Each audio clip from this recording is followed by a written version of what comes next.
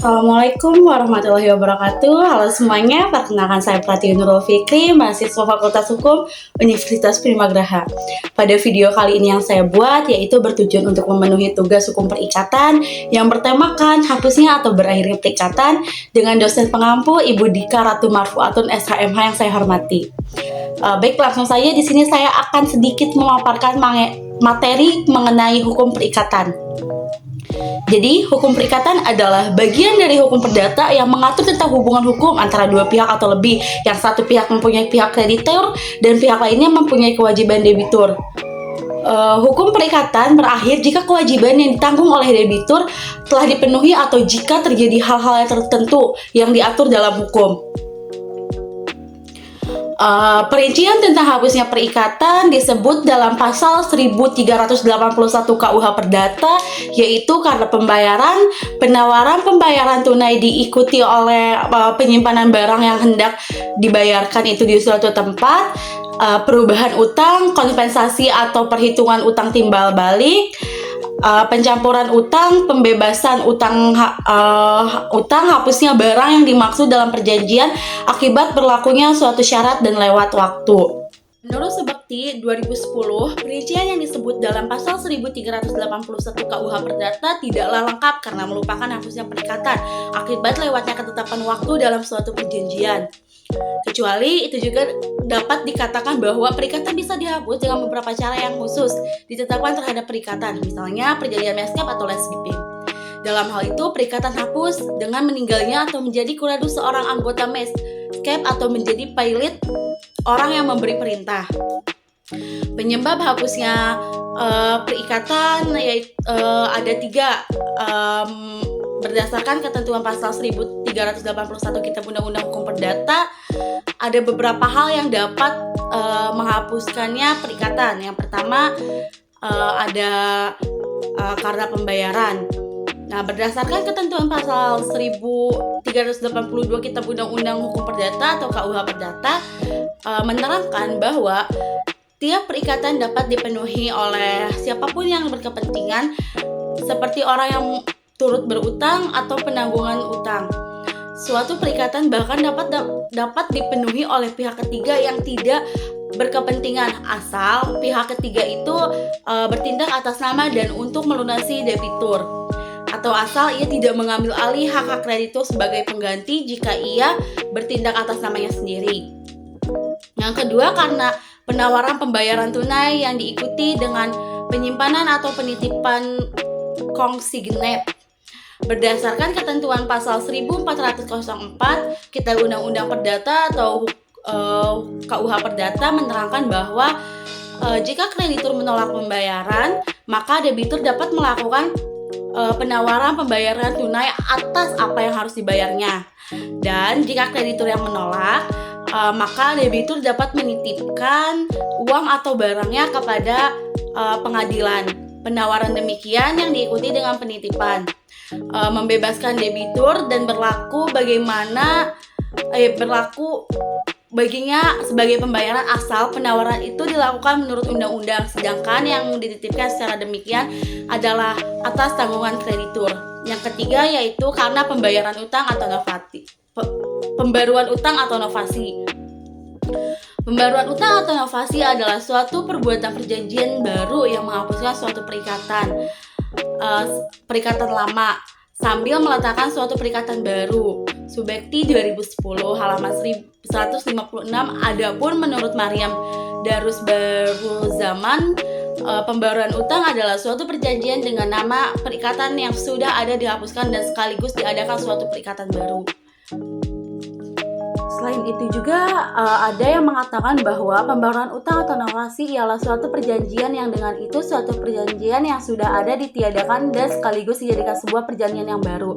Sri Sudewi Majhan Sofyan. Ketentuan yang mengatur mengenai hapusnya perikatan karena pembaruan utang yakni ketentuan pasal 1413 Kitab Undang-Undang Hukum Perdata atau KUH Perdata yang menerangkan bahwa ada 3 macam jalan untuk pembaruan utang. Yang pertama, bila seorang debitur membuat suatu perikatan yang baru untuk kepentingan kreditur yang menggantikan utang lama yang dihapuskannya karenanya. Yang kedua, bila seorang debitur baru ditunjuk untuk menggantikan debitur lama yang oleh kreditur dibebaskan dari perikatannya. Yang ketiga, bila sebagai akibat suatu persetujuan baru seorang kreditur baru ditunjuk untuk menggantikan kreditur lama yang terhadapnya debitur dibebaskan dan dari perikatannya. Pembaruan utang hanya dapat dilakukan antara orang-orang yang cakap untuk mengadakan perikatan. Yang keempat, yaitu karena perjumpaan utang kompensasi.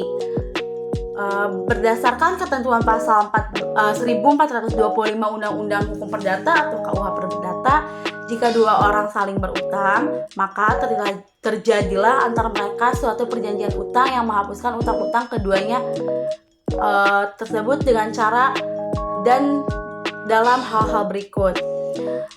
Perjumpaan terjadi demi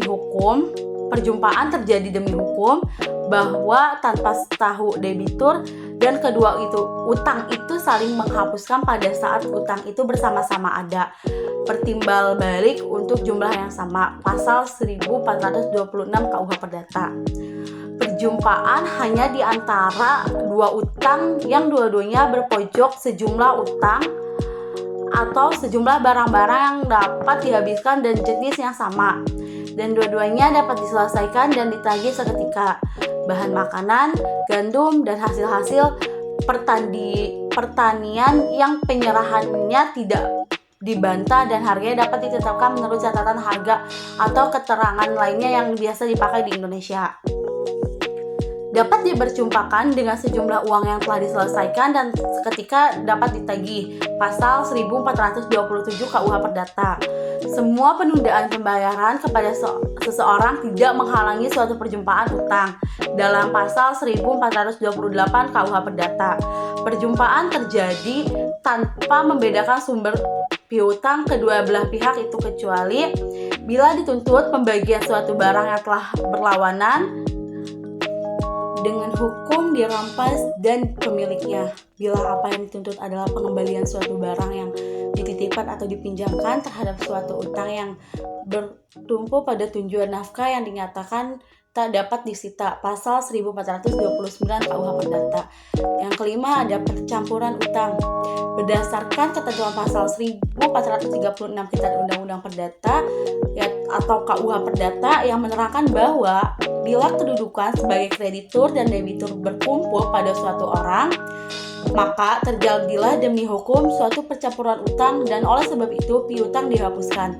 Kemudian diatur lebih lanjut pada ketentuan pasal 1437 Kitab Undang-Undang Hukum Perdata atau KUH Perdata yang menerangkan sebagai berikut. Yang pertama, ada percampuran utang yang terjadi pada debitur, utama berlakunya untuk keuntungan para penanggung utangnya. Yang kedua, ada pencampuran yang terjadi pada diri penanggung utang sekali-kali tidak mengakibatkan penghapusnya utang pokok. Yang ketiga, ada pencampuran yang terjadi pada diri salah satu dari dan pada debitur tanggung-menanggung, tidak berlaku untuk ketentuan para debitur tanggung-menanggung lain hingga melebihi bagiannya dalam utang tanggung-menanggung. Menurut Maryam Darus Baruzaman, pencampuran utang adalah pencampuran kedudukan kreditur dari partai-partai yang mengadakan perjanjian, sehingga kualitas sebagai kreditur menjadi satu dengan kualitas debitur. Dalam hal ini, demi hukum hapuslah perikatan yang semula ada di antara kedua belah pihak tersebut.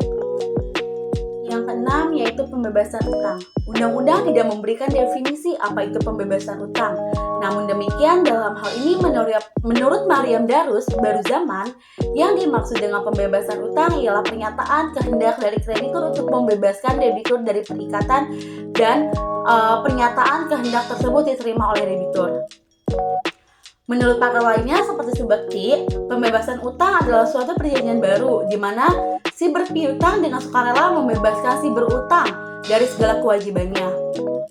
Perikatan utang piutang itu telah hapus karena pembebasan kalau pembebasan itu diterima baik oleh si berutang. Karena ada kalanya seorang yang berutang tidak suka dibebaskan dari utangnya. Hapusnya perikatan dikarenakan pembebasan utang diatur pada ketentuan pasal.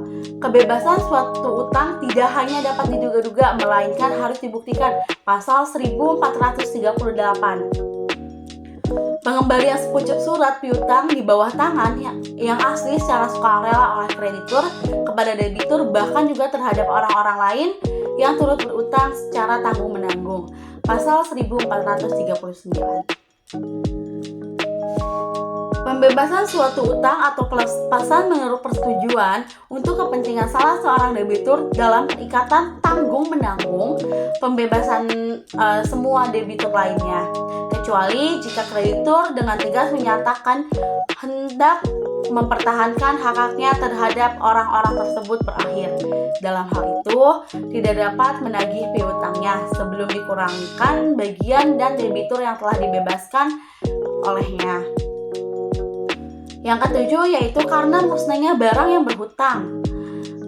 Berdasarkan ketentuan pasal 1444 Kitab Undang-Undang Hukum Perdata atau KUH Perdata, jika barang tertentu yang menjadi pokok persetujuan musnah tak dapat diperdagangkan atau hilang hingga tak diketahui sama sekali apakah barang itu masih ada atau tidak, maka hapuslah perikatannya, asal barang musnah atau rusak di luar kesalahan debitur dan sebelum ia lalai menyerahkannya. Yang 8, karena kebatalan atau pembatalan. Seperti yang dijelaskan pada ketentuan pasal 1446 Kitab Undang-Undang Hukum Perdata, hapusnya perikatan karena kebatalan atau pembatalan jika perikatan dibuat oleh anak yang belum dewasa, seseorang dalam mengampu batal demi hukum. Pengampuan batal demi hukum. Perikatan yang dibuat oleh perempuan yang bersuami, kemudian pasal 1499 Kitab Undang-Undang Hukum Perdata atau KUH Perdata. Hapusnya perikatan karena kebatalan atau pembatalan dapat terjadi apabila perikatan yang dibuat dengan paksaan, penyesatan atau penipuan menimbulkan tuntutan untuk pembatalannya. Seseorang yang merasa telah dirugikan akan suatu perikatan tersebut dapat menuntut pembatalan pengikatan yang telah dibuat.